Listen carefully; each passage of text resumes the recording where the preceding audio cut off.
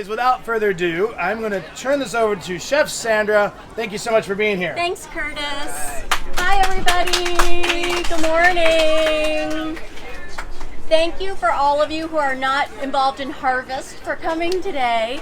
I'm going to be making a very famous sauce from Spain called Romesco. And this sauce is made of all the ingredients that are in season right now at our market. So we have peppers, we have tomatoes, garlic, almonds, which you can get at the market quite year-round, and olive oil, sherry vinegar, salt, and some spices.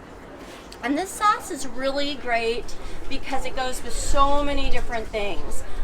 It's from the Catalonia region in Spain, which, as you know, is on the northeastern side of the country, and it's on the Mediterranean. Specifically, it's from the city of Tarragona. And the fishermen used to make this in a mortar and pestle on the boat and then put it on fish when they got back to port. It's wonderful with fish. But the Spaniards also eat this with green onions that they char, and then they take that charred layer off and they use the rest of the green onion to use with the sauce. But it's great with chicken, beef, lamb, anything you're barbecuing, vegetables.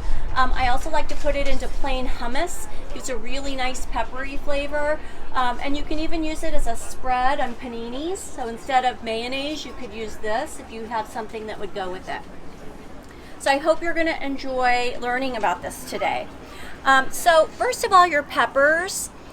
You'll want to start with your peppers. And for this, you really need to look at the color of your peppers. They need to be this nice red color. You know how sometimes you can get some that have a little, yellow or orange or green, but you don't want those because that will affect the color of your sauce, and you really want this to have a nice red color. So what you're going to do is you're going to broil these because you actually want to char this and take the skins off. So you want to get your peppers all ready.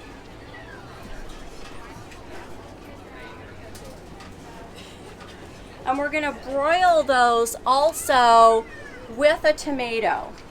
And same thing with your tomato, needs to be really nice deep red color. And you want to take out your core. And the reason why you want to take out your core now is because if you do it after it's broiled, the tomato is really soft, and then you end up kind of mushing the tomato and ruining it. So you want to take your core out now.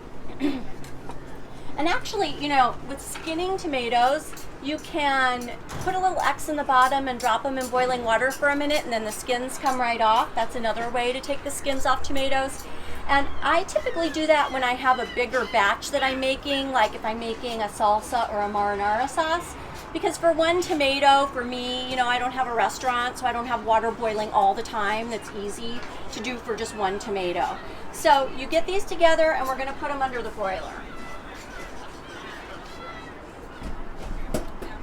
Okay, while that is broiling, you want to toast your almonds. And have you ever toasted nuts? Anybody in the audience? You've done it before? Okay. So you know that what happens with nuts is they go from being like not done to burned in like that. You think nothing's happening with these nuts. They're not doing anything. You turn your back, you come back, and they're burned. And once nuts are burned, you cannot use them. You can't even give them to your dog. They're like horrible. So you really want to watch these and make sure that you do them either, if you're going to do them up here on the skillet, like in a non-stick skillet, very low heat. Watch them very, very carefully. You can also do them in the oven. You can do them, I would recommend like 325 degrees, something really low. And again, watch them just like croutons. You got to be really, really careful with them. So once you have your nuts done, you can start putting all of this into, we're going to do this in the blender.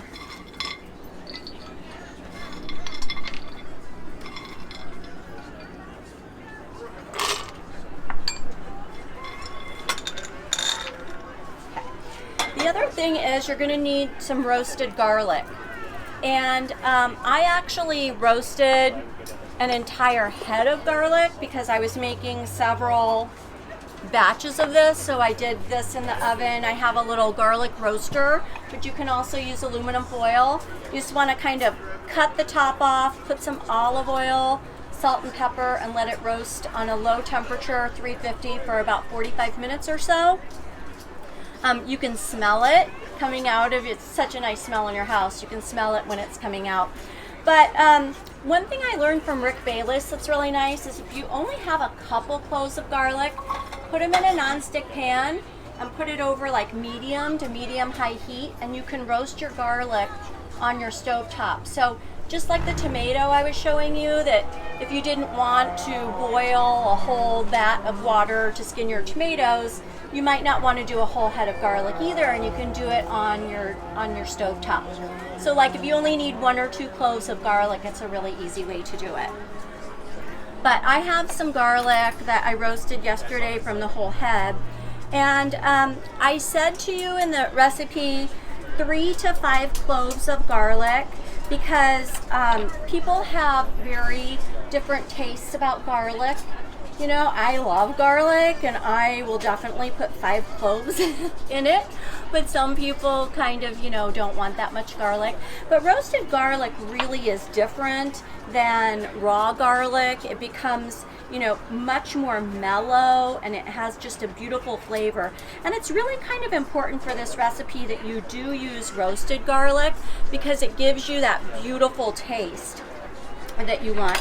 And also I say 3 to 5 cloves because it depends how big your garlic is. Because you know, sometimes you get garlic and it's really, you get really nice big cloves, and then sometimes it's like really puny. I hate those puny ones because you have to dig in there and do a lot of work with them. This bee thinks he's getting some of this, but he's not. So you can add your garlic in there as well. I think it's the roasted garlic that's exciting him. We'll just try and remove the attraction. Okay, so our peppers and tomatoes should be done.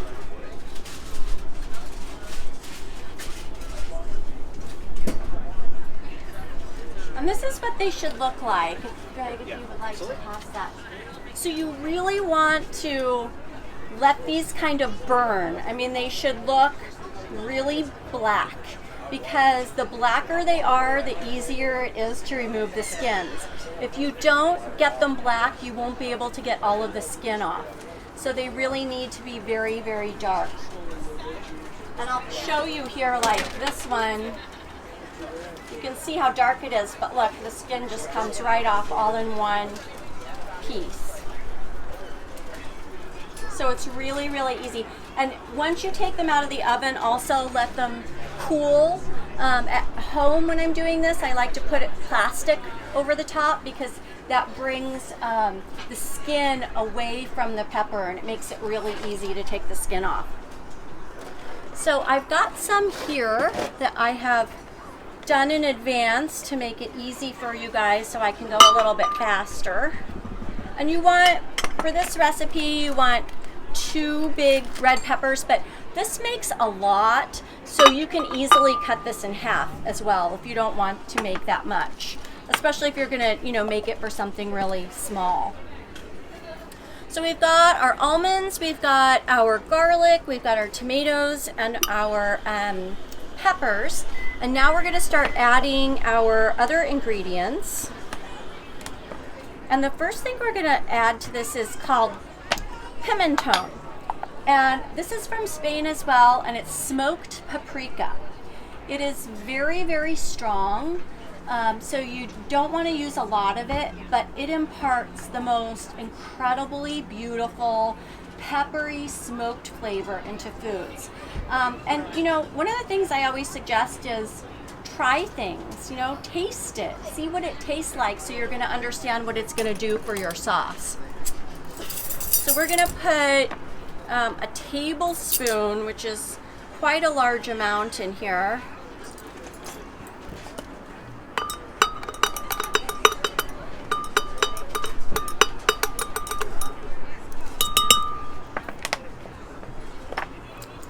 And then we're going to put salt, and it calls for a teaspoon of salt.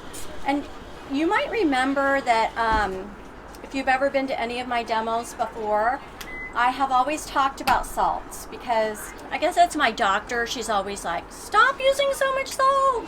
Don't drink so much wine. You know, it's like, have no fun in life. But anyway, you really should be conservative with the amount of salt that you put into dishes because you can always add more, but it's really hard to take it out. I mean, with some things you can take it out. Like if you're making a soup with a broth, you can put a raw potato in if you've put too much salt, and that will absorb some of the extra salt. But in something like this, you know, you really can't unless you got all of the ingredients again and did more to counteract how much salt you had. So just be really careful with salt because, you know, you don't want to put too much. Okay, and olive oil. You need your olive oil, and use very high quality extra virgin olive oil. Don't use, you know, canola oil or anything like that for this recipe. And then sherry vinegar. And a lot of times I'll just say, you know, use whatever vinegar you like. You just need the acid of the vinegar in the dish. But in this one, you really do need sherry vinegar because remember kind of like what grows together goes together. And in Spain, you know, sherry is incredibly popular. And this is really designed to go perfectly with this dish. So, you know, I rarely say go out and get a special vinegar, but in this case, I would tell you to definitely get the sherry vinegar. And then cayenne pepper.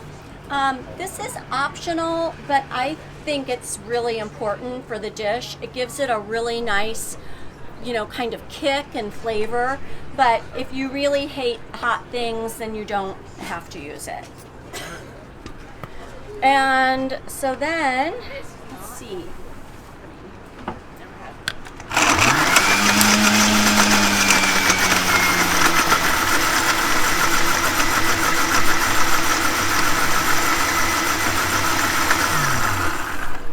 And then you just blend it up.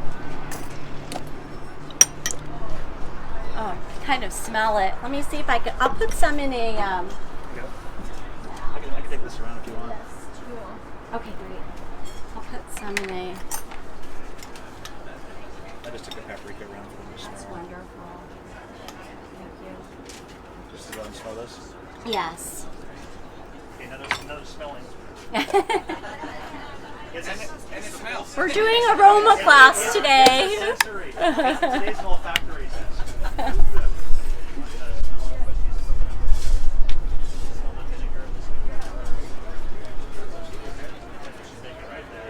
Yeah, and so what's really nice about this particular... The demo? Yes, yes.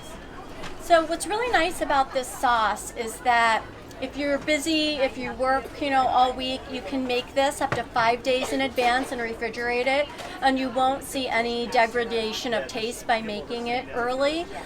So it's, you know, it's not only easy to make, but you can also make it in advance, which really helps also if you're having a party.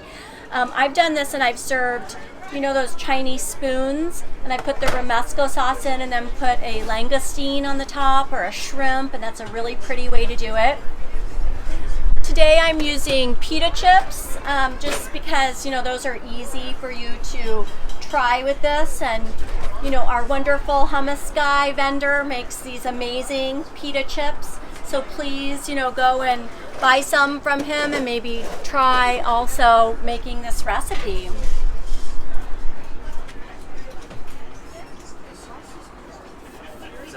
Yeah. All right. Anybody have any questions? Yes, sir.